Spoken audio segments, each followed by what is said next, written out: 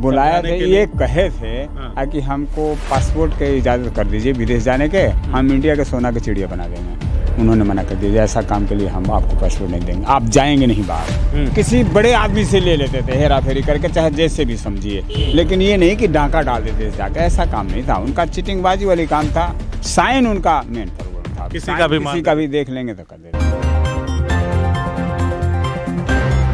नमस्कार, मेरा नाम वसीम है और चुनावी कवरेज में हम लोग बिहार में हैं।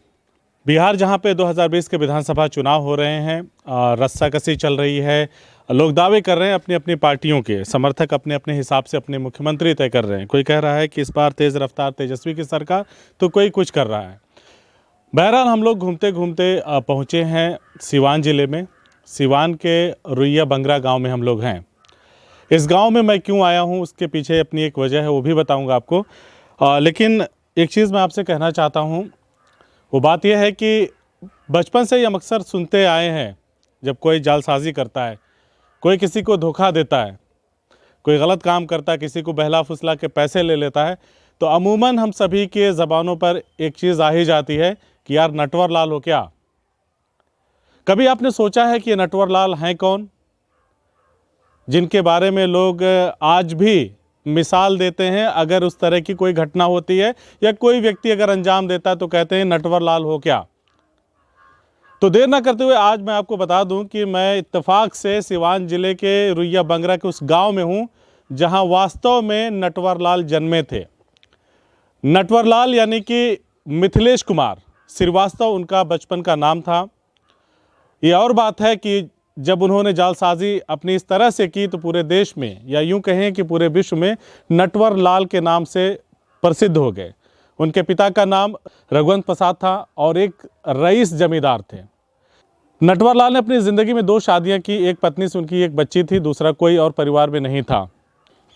नटवर लाल अपने कारनामों की वजह से मशहूर इतने थे कि उन्होंने अपने कारनामों की वजह से, अपनी जालसाजी की वजह से 3 बार ताजमहल को बेच दिया, राष्ट्रपति भवन को बेच दिया, संसद भवन को बेच दिया, लाल किला को बेच दिया।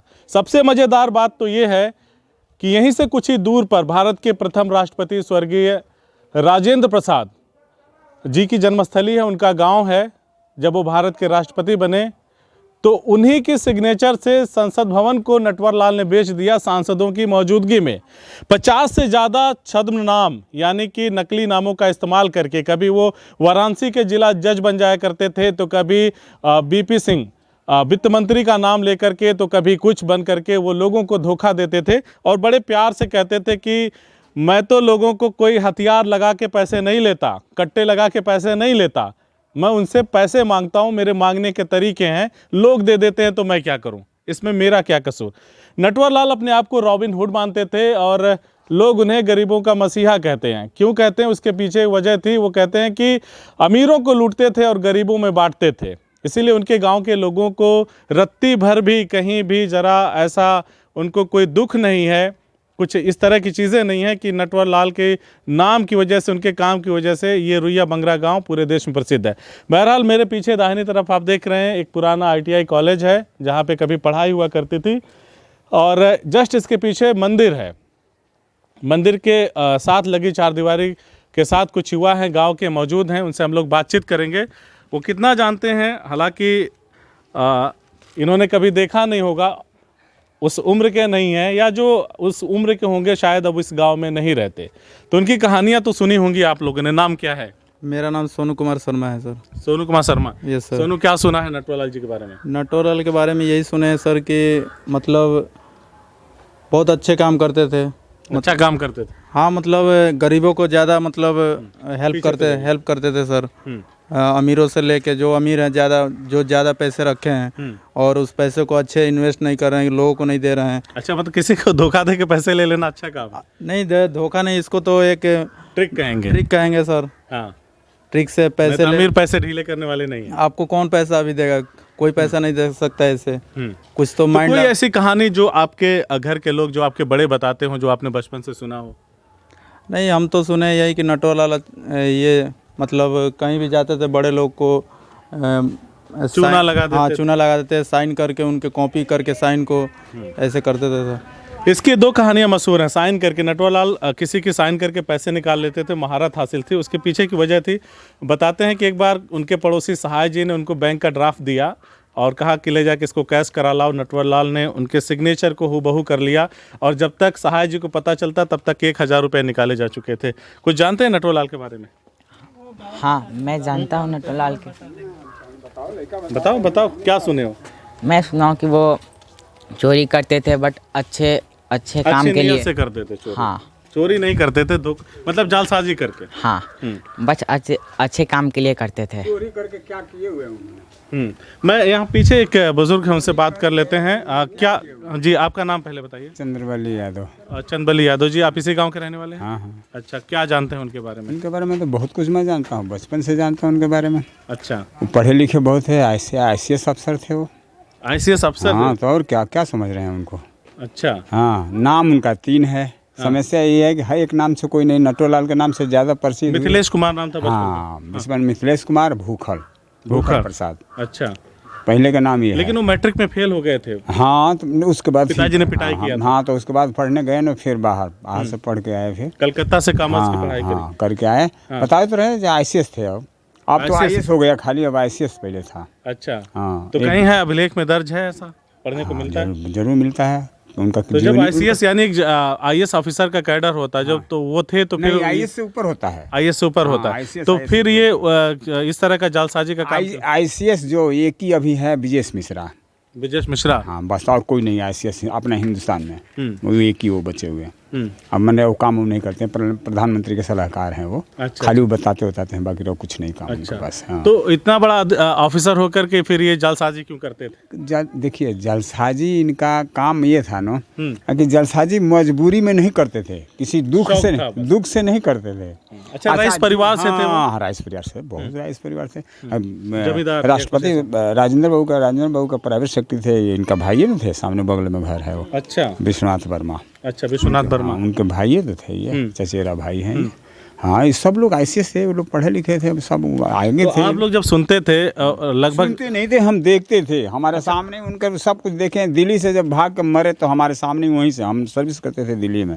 हाँ। कॉमर्स यूनिवर्सिटी में सब सर्विस करके हम तो जब उनका डेथ हुआ, देहांत हुआ, तो आपने देखा था? नहीं, देहात में नहीं देखा, रांची में हुआ।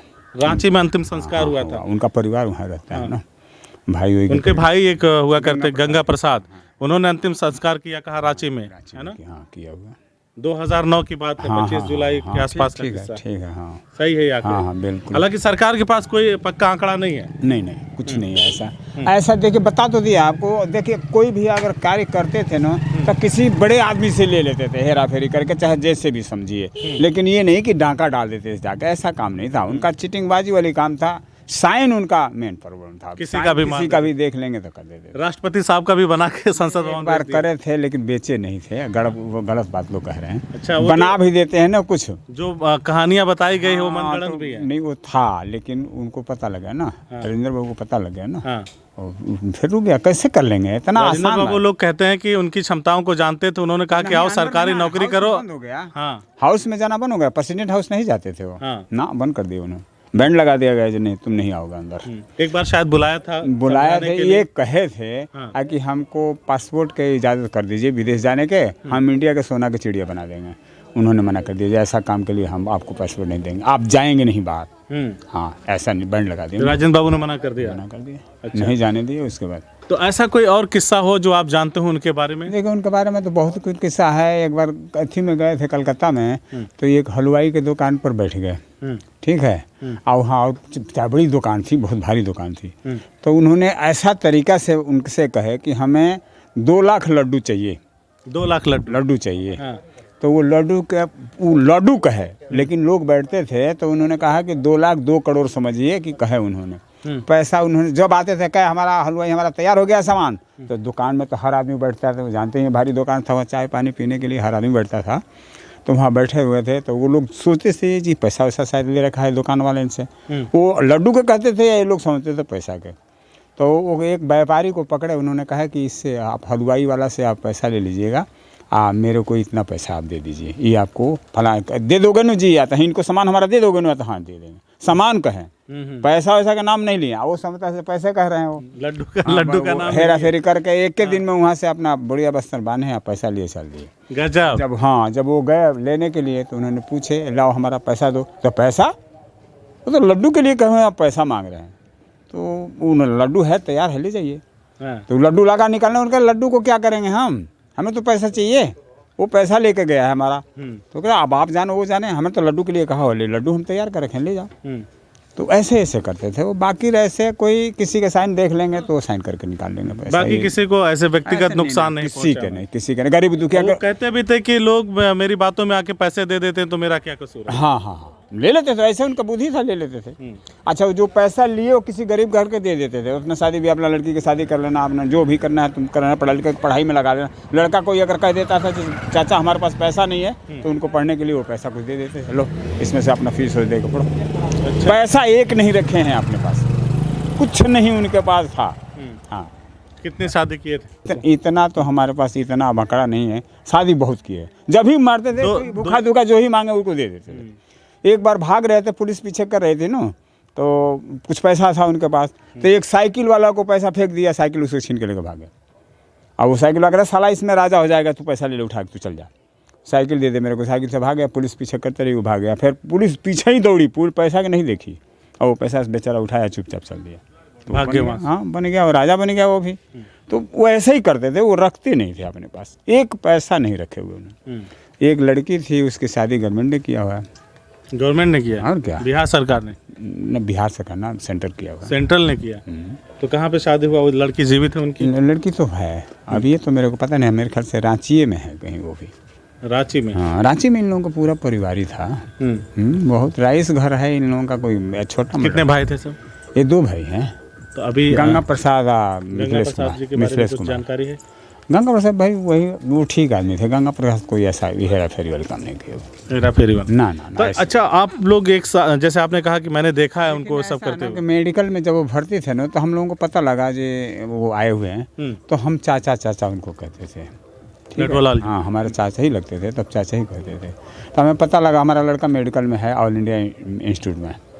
तो उसने टेलीफोन किया मेरे पास, जो पापा से नटवरलाल आए हैं हॉस्पिटल में। तो हम गए थे, तो हम नाम धरे तो बुला रहे थे, आप लोगों को पूछ रहे हैं। हम कहा चलो हम आएंगे शाम को तो भेंट करेंगे। गए हम सामने का, भीड़ लगी हुई थी, बिहार के लोग इतना भीड़ लगा रखे जो वहाँ जाने का समास नहीं मिला। लेकिन ये है कि सबको जाने देते थे, किसी को मना नहीं। 1 मिनट रुको, बाकी जाओ, जल्दी जाओ, भागो, बात करो, भागो। तो हम भी गए थे, मिल उल गए, उनसे समाचार पूछे। उसके बाद 14 मामलों में 113 साल की सजा हुई थी। 20 साल से ज़्यादा वो जेल में नहीं रहे, भाग जाते थे। तो जब वो पकड़े जाते थे, एक गांव वाले होने के नाते या करीबी होने के नाते आप लोग को कैसा लगता? नहीं देखिए, भाग जाते थे या चाहे वो करते थे तो पुलिस का काम था, वो तो हम लोगों का काम नहीं। वो भागे जेल जैसे पकड़े जाते थे तो फिर कैसा लगता था?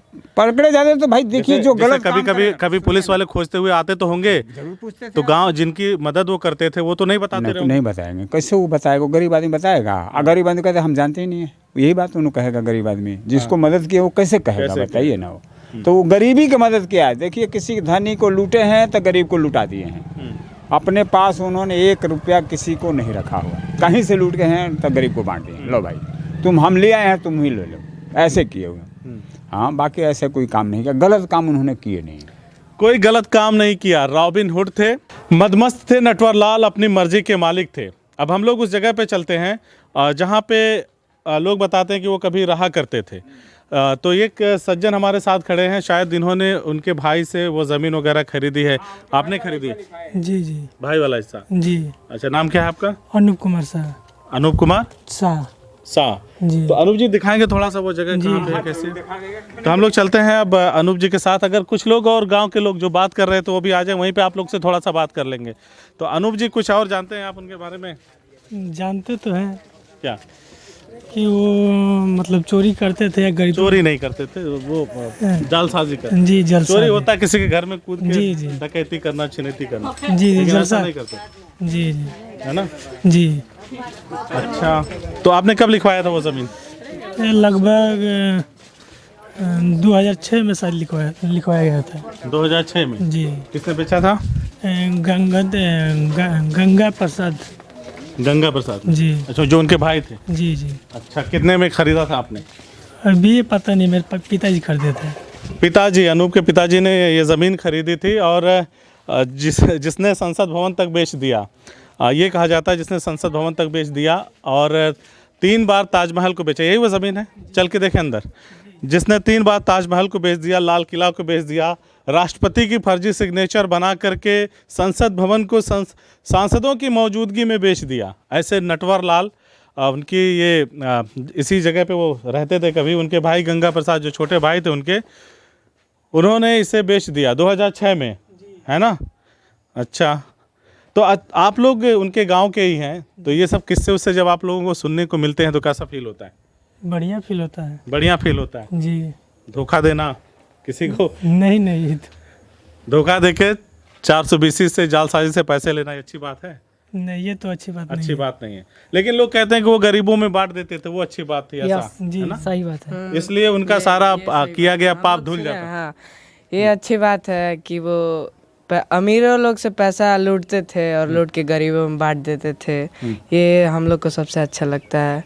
अच्छा लगता है? हाँ, बहुत अच्छा लगता है। हम लोग सुनते हैं काफ़ी सारे किस्से उनके, बताते हैं किस्से को सुनिएगा लेकिन उसको कहानियों में तब्दील मत करिएगा, है ना। जी सर। तो ये है बिहार का सिवान जिला। हम लोग रुइया बंगरा गांव में है। नटवर लाल ने यहाँ पूरे गांव को ही नहीं बल्कि पूरे देश में, पूरी दुनिया में अपने कारनामों की वजह से इस जगह को प्रसिद्ध कर दिया। जालसाजी करते थे, 420 करते थे, चोरी नहीं करते थे।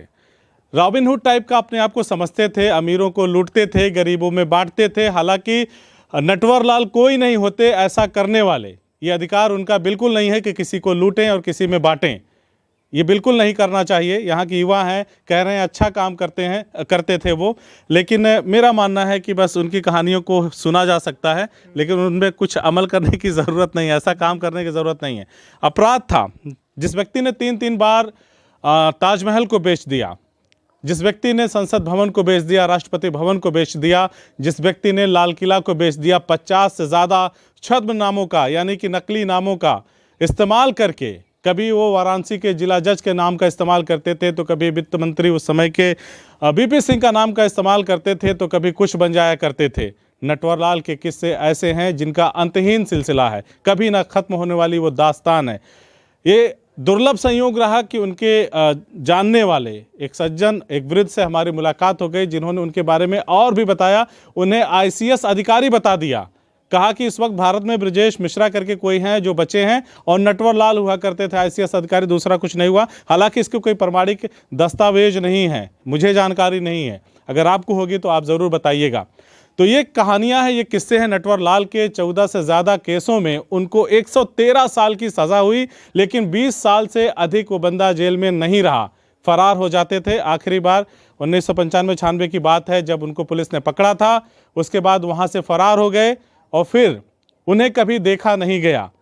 25 जुलाई 2009 को उनके वकील ने कोर्ट में एक अर्जी डाली और कोर्ट से निवेदन किया कि अब नटवर लाल पे चल रहे 14 जो केस हैं या अगर उससे अधिक संख्या हो तो उन सभी केसों को अब बंद कर दिया जाए, क्योंकि अब नटवर लाल इस दुनिया में नहीं है। उनकी मौत का जो एग्जैक्ट आंकड़ा है वकील ने जो कोर्ट को बताया, जो हलफनामा दायर किया, वो 25 जुलाई 2009 की तारीख थी। ऐसा कहा जाता है कि उनके भाई ने रांची में, जो उनके भाई छोटे भाई थे जिनसे अनूप के पिताजी ने ज़मीन खरीदी, रांची में उन्होंने नटवर लाल का अंतिम संस्कार कर दिया। तो ये कहानी थी नटवर लाल की, उनके गांव से, उनके कुछ लोगों से जो उनको जानते हैं, कुछ ऐसे लोगों से जिन्होंने उनको देखा था, उस रॉबिनहुड को देखा था, उस गरीबों के मसीहा को देखा था, उस जालसाज को देखा था जिसने अपनी जालसाजी से तमाम ऐसे अनोखे रिकॉर्ड बना दिए जिसे तोड़ पाना या कर पाना दोबारा किसी के बूते की बात नहीं। नमस्कार। CIB इंडिया न्यूज की सभी खबरों को देखने के लिए लाल रंग की बटन को दबाकर चैनल को सब्सक्राइब जरूर करें, घंटी जरूर दबाएं ताकि हमारी सभी खबरों के नोटिफिकेशंस आप तक पहुंचते रहें।